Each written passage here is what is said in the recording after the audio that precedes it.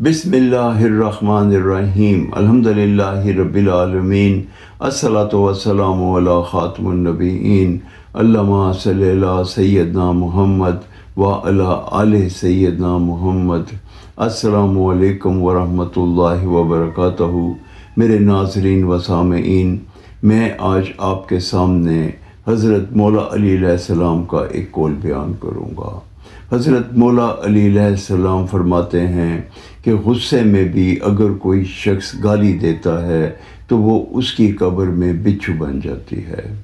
اس قول سے ہمیں اس چیز کی آگاہی ہوتی ہے کہ اگر غصے میں بھی کوئی گالی دے دی جائے تو وہ عذاب قبر بن جاتی ہے، وہ قبر میں بچھو بن جاتی ہے۔